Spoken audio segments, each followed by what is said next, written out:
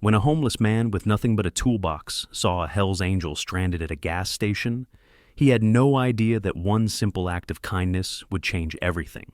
The next morning, he woke up to the thunderous roar of 200 motorcycles surrounding him. But they weren't there for revenge. What happens when the most unlikely hero meets the most feared Brotherhood in America? And why did this moment of compassion create a ripple effect that no one saw coming? The morning sun cuts through the haze of exhaust fumes at the roadside gas station, like a blade through smoke, casting long shadows across cracked asphalt where oil stains tell stories of 1,000 broken-down dreams. The air thrums with the distant rumble of interstate traffic, but here in this forgotten corner of nowhere, time seems to move slower, heavier, weighted down by the smell of hot tar and gasoline that clings to everything like a second skin. An old homeless man, his weathered face mapped with lines that speak of winters spent under bridges and summers scorched by unforgiving pavement, sits cross-legged beside a rusted shopping cart that holds everything he owns in this world. His name is Frank. Though few people have bothered to ask it in the 3 years since his life fell apart, and beside him pants his faithful German Shepherd mix, a scarred female he calls Duchess, whom he found 2 years into his homelessness, her amber eyes constantly scanning for threats in a world that has taught them both to expect the worst. Frank's calloused hands, still steady despite years of uncertainty and meals that came too infrequently, work methodically through a battered toolbox he salvaged from a construction site dumpster 8 months ago. Each wrench gleams from meticulous care, each screwdriver organized with the precision of a man who understands that in his position, losing even the smallest tool could mean the difference between eating and going hungry another day. The metal feels comfortable in his grip, a reminder of better times when he wore a hard hat and steel-toed boots, when his expertise with engines and machinery earned him respect and a steady paycheck that allowed him to rent a small apartment with Duchess, back when she was just a puppy he'd rescued from an abandoned lot. Now, those same skills feel like echoes from another life, useful only for the occasional odd job that barely keeps him and Duchess fed. But he maintains them with religious devotion because they represent the last connection to the man he used to be. The July heat radiates up from the concrete in shimmering waves, and Frank adjusts the faded umbrella that provides the only shade in his small territory behind the gas station's air pump. The station owner, Miguel, tolerates his presence because Frank keeps the area clean and has never caused trouble, even fixes small problems around the property without being asked. It's an unspoken arrangement born of mutual respect rather than pity. And Frank values it more than Miguel could ever know because it represents the one place on earth where he's allowed to exist without harassment or the constant threat of being moved along by authorities who see his presence as a problem to be solved rather than a life to be acknowledged. Duchess shifts beside him, her warm weight against his leg, a constant comfort, and he scratches behind her ears where an old scar runs from some long-forgotten fight that marked her before they found each other. She's been his anchor through the darkest nights, the reason he keeps going when despair threatens to overwhelm his religiously preserved dignity. And he often wonders what would have happened to him without her steady presence and unconditional loyalty. The bond between them transcends the typical relationship between man and dog, forged in shared hardship and strengthened by their mutual dependence on each other for survival in a world that has forgotten them both. Frank's possessions tell the story of a man who has learned to value function over form, necessity over luxury. A military surplus sleeping bag, worn but still warm, that he bought from a thrift store with money earned repairing a broken lawnmower. A metal water bottle that he fills at public fountains and gas station restrooms, treating it like precious cargo because dehydration can kill faster than hunger on the streets. A small first aid kit that he assembled piece by piece, understanding that a minor injury can become life-threatening when you have no access to medical care and no insurance to cover emergency room visits that could bankrupt you even if you had money to be bankrupted. "Easy, girl," Frank murmurs as Duchess's ears perk up at the sound of approaching thunder. Though the sky remains cloudless and blue, the rumble grows louder, deeper, until it resolves into the unmistakable roar of a Harley-Davidson engine pushed to its limits. Duchess tenses, not from fear, but from the protective instinct that has kept them both safe on countless dangerous nights when predators both human and animal stalk the shadows where society's forgotten struggle to survive. And Frank places a gentle hand on her neck, feeling her muscles coil beneath his palm like steel cables ready to spring into action. The motorcycle appears around the corner like something from a fever dream, all chrome and black leather and barely contained power. But the engine's note is wrong, coughing and sputtering like a dying animal fighting for its last breath. The bike lurches into the gas station with mechanical protests that make Frank wince, recognizing the sounds of a machine in distress from his decades of experience with engines and the intimate knowledge that comes from depending on mechanical reliability for survival. The rider, a massive man who would later introduce himself as Jake, kicks the stand down with violent frustration, his weathered face twisted in anger and desperation.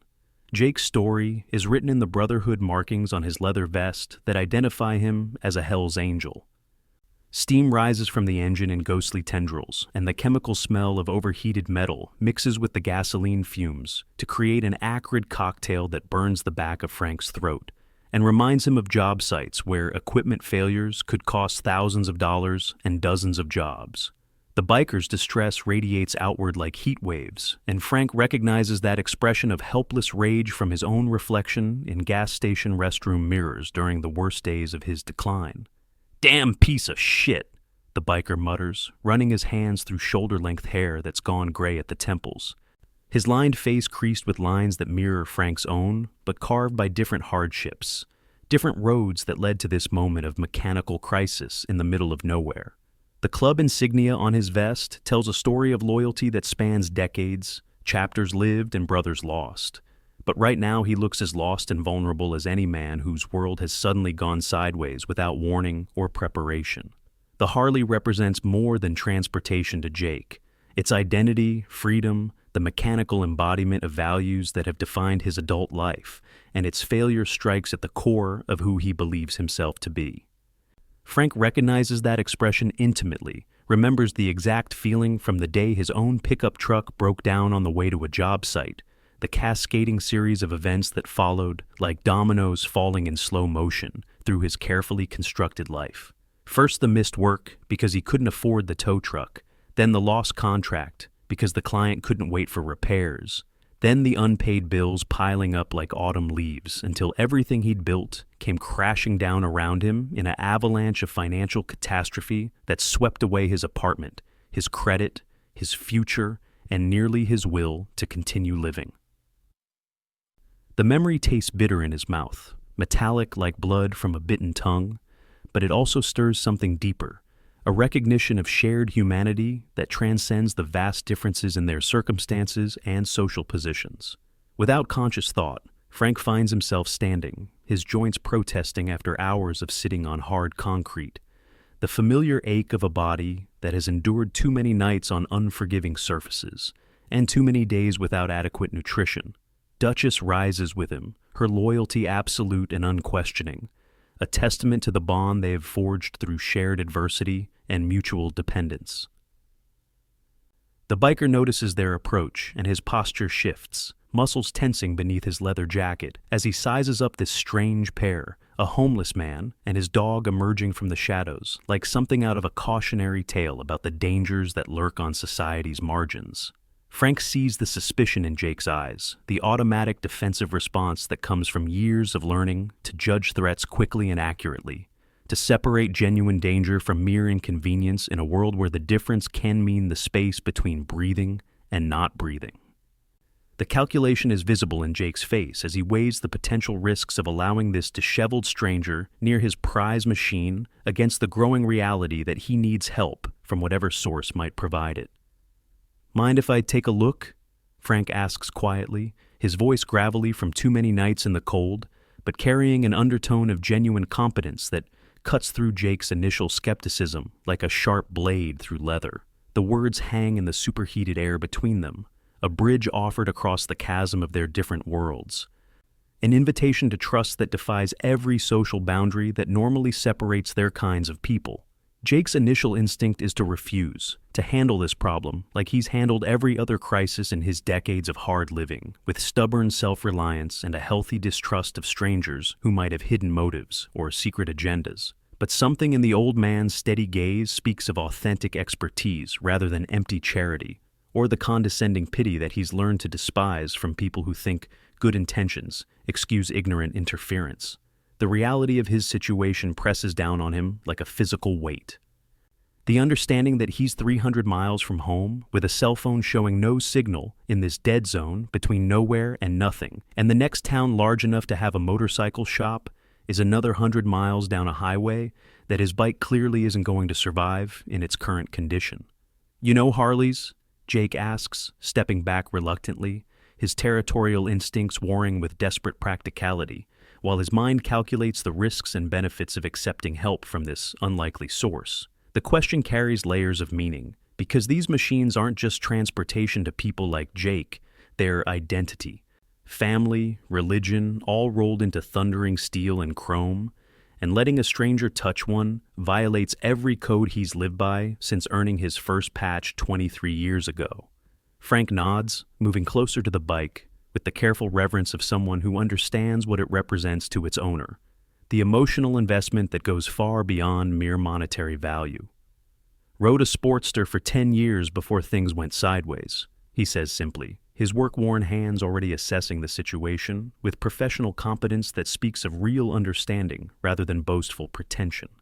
"Rebuilt the engine twice, transmission once, and every other part at least half a dozen times until those controls were instinctive to my touch." The admission changes something fundamental in Jake's demeanor because Sportsters aren't posers' bikes. They're serious machines that demand respect and skill to maintain properly. And anyone who's owned one for a decade has earned credibility that can't be faked or purchased. Frank's knowledge credentials established, Jake watches with growing amazement as the homeless man begins his diagnosis, explaining each step in language that proves he's not guessing or showing off, but truly understands the mechanical symphony that makes these bikes sing their iron songs across America's highways. "Your carburetor's flooding, probably from this heat combined with a stuck float," Frank explains, his voice taking on the confident tone of mastery that Jake hasn't heard from him before. The transformation from society's invisible to technical authority happening with the fluidity of a man stepping back into skills that never truly left him.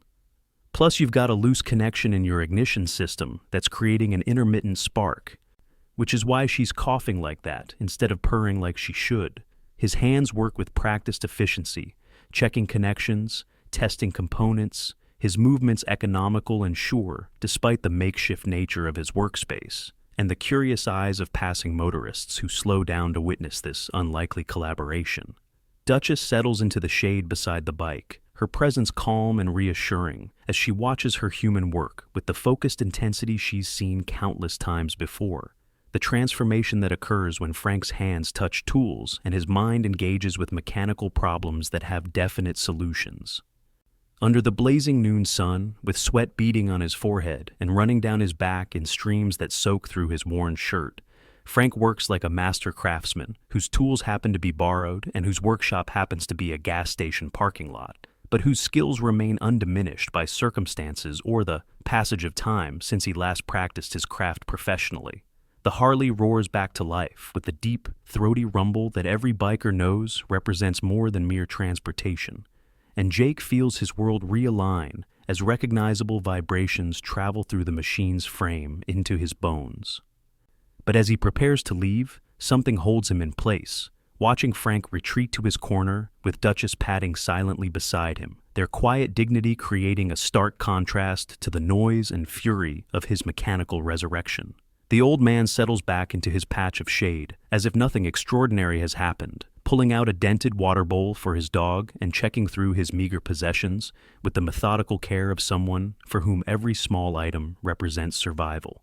Jake sits astride his bike, engine idling, struggling with emotions he can't quite name. In his world, debts are sacred things. Bonds forged in loyalty and repaid in blood if necessary. But this strange encounter defies every code he's lived by. Frank asked for nothing, expected nothing, gave everything he had to offer without calculating the return, and now sits forgotten again in his corner as if miracles were just another Tuesday afternoon activity.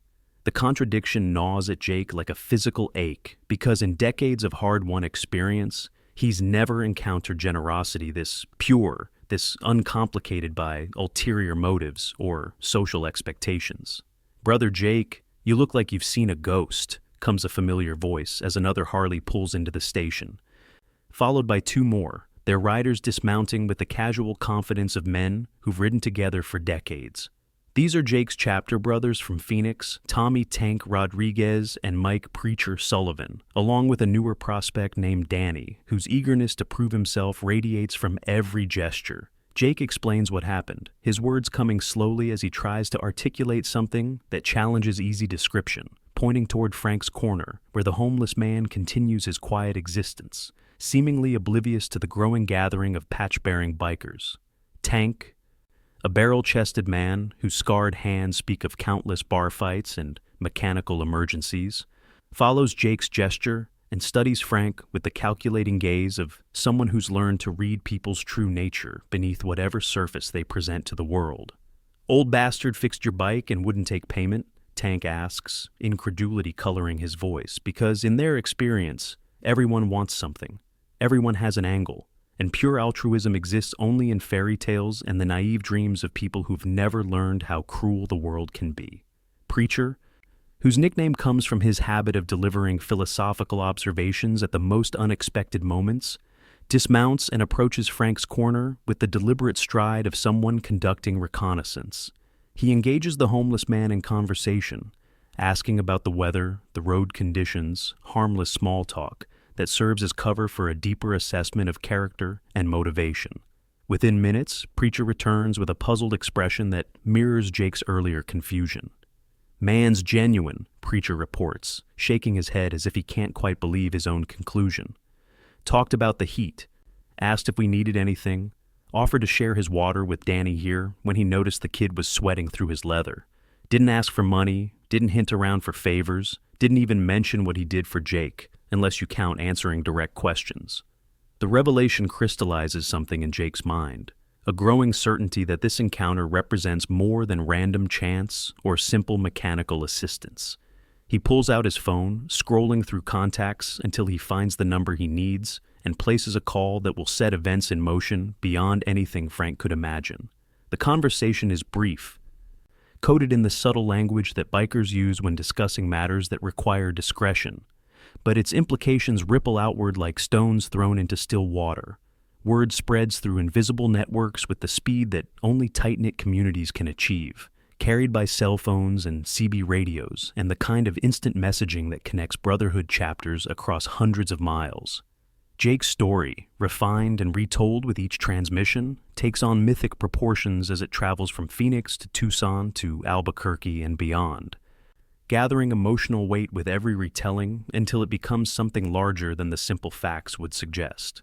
As the afternoon stretches into evening, Frank notices increased activity around the gas station, more motorcycles stopping for fuel than usual, their riders lingering longer than necessary and casting curious glances toward his corner. He assumes it's coincidence, the random clustering that sometimes happens at highway crossroads, and maintains his usual low profile, keeping Duchess close and avoiding eye contact that might be interpreted as aggressive or threatening. What Frank doesn't realize is that he's become the subject of intense discussion in clubhouses across the Southwest. His simple act of kindness dissected and analyzed by men who have spent lifetimes learning to distinguish between genuine character and elaborate deception. In a world where loyalty is everything and betrayal can be fatal, Frank's uncomplicated generosity represents something so rare that it demands a response, a recognition that transcends normal social boundaries. Jake spends the night in a motel 20 miles down the road, but sleep eludes him as he processes the day's events and contemplates what tomorrow might bring. His phone buzzes constantly with text messages and calls from brothers he hasn't spoken to in months, all wanting to hear the story firsthand, all asking the same questions about motivation and character that Jake himself struggled to answer. The consensus that emerges from these conversations is unanimous but unprecedented in its scope and implications.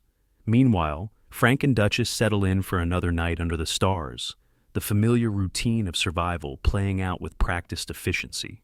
Frank spread a tarp to protect against ground moisture, arranged their few possessions within easy reach, and shared the last of their food with Duchess before taking his own smaller portion. The motorcycle repair already feels like a distant memory, filed away with countless other small interactions that briefly illuminate the darkness of invisibility before fading back into the background noise of a life lived on society's margins.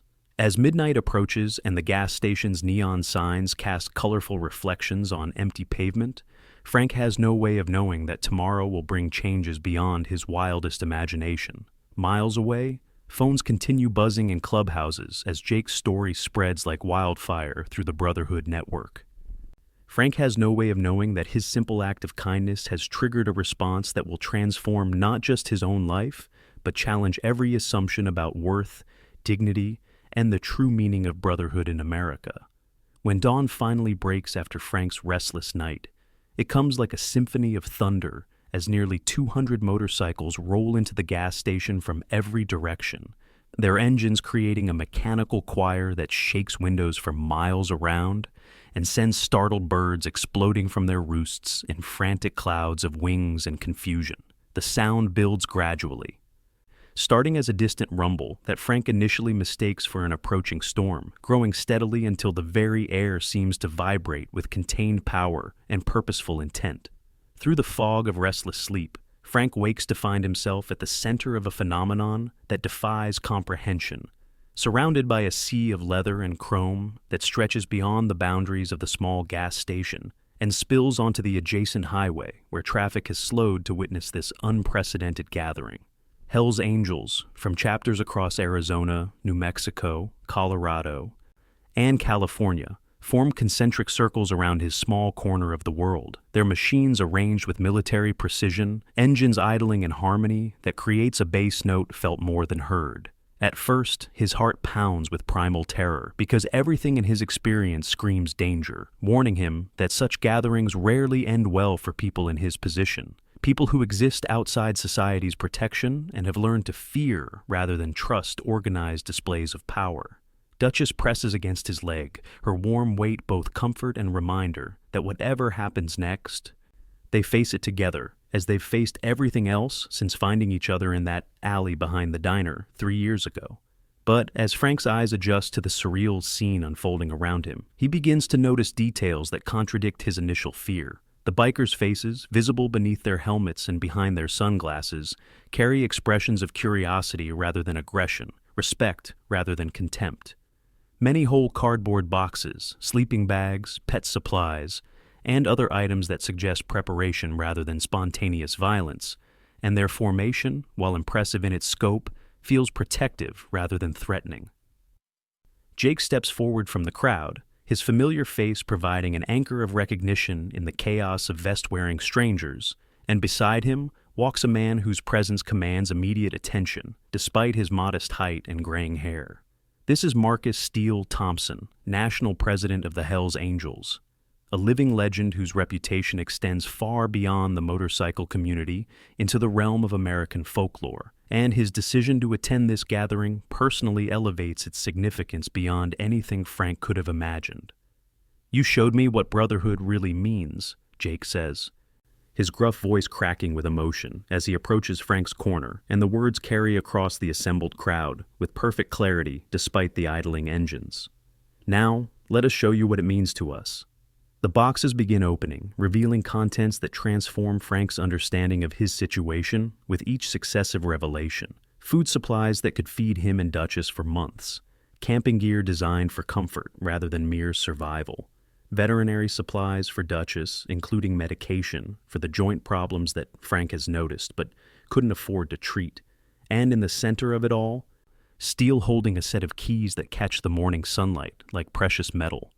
Apartments furnished, utilities paid for a year, and there's a job waiting at our shop if you want it, Steele explains, his voice carrying the authority of someone accustomed to making decisions that change lives. "Tommy here says you've got skills we can use, and Jake vouches for your character, which counts for more than any resume in our book." Tommy steps forward, his earlier skepticism replaced by genuine enthusiasm, as he describes the motorcycle repair shop the chapter operates. its need for experienced mechanics who understand both modern bikes and vintage machines, the steady work that awaits someone with Frank's combination of technical knowledge and personal integrity. The offer represents more than employment. It's adoption into a family structure that protects its own with fierce loyalty and provides the kind of security that Frank hasn't known since his world collapsed. Frank looks down at Duchess, her amber eyes reflecting the same confusion he feels, then back at the faces surrounding him, searching for signs of deception or hidden motives, but finding only sincere expressions of respect and welcome. The moment stretches like a held breath as 200 bikers wait for his response, their engines creating a mechanical heartbeat that seems to synchronize with his own pulse. "I don't understand," Frank says finally, his voice barely audible above the idling motorcycles, and the admission carries decades of learned helplessness, the defensive posture of someone who's been disappointed too many times to trust in sudden reversals of fortune. Steele's battle-scarred face breaks into a rare smile, the kind reserved for moments when fundamental truths become crystal clear. "You helped one of ours when you had nothing to gain and everything to lose," he explains, gesturing toward Jake and then sweeping his arm to encompass the entire gathering. "In our world, that kind of character is rarer than gold and more valuable than anything money can buy. This isn't charity, brother, it's recognition." As the sun climbs higher, painting the entire scene in golden light that seems to bless this unlikely convergence of lives and purposes, Frank feels something shift inside his chest, a loosening of the tight knot of survival fear that has defined his existence for 3 years. Duchess wags her tail tentatively. Sensing the change in her human's emotional state, and several bikers notice, their own faces softening as they witness the moment when hope begins to replace despair. The gas station, once a place where Frank existed on the margins of society's attention, becomes the launching point for a transformation that will ripple outward through countless lives. Miguel, the station owner, watches from his office window with tears in his eyes as the man who quietly maintained his property and asked for nothing receives the recognition he always deserved. Passing motorists slow to witness history in the making, their cell phone cameras capturing images that will spread across social media and remind the world that human dignity exists in unexpected places. Frank accepts the keys with hands that tremble, not from fear, but from the overwhelming realization that his long exile is ending, that the skills he thought worthless have value, that the character he maintained despite everything has been noticed and honored by people whose respect means something real. The apartment keys feel warm in his palm, solid and substantial, proof that tomorrow will be different from yesterday in ways that matter. The motorcycles begin to disperse as the morning advances, their riders returning to lives and responsibilities across the Southwest. But they carry with them something precious, confirmation that the values they claim to live by have real meaning, that brotherhood extends beyond the boundaries of patches and colors to encompass anyone who demonstrates the courage to help without expecting reward.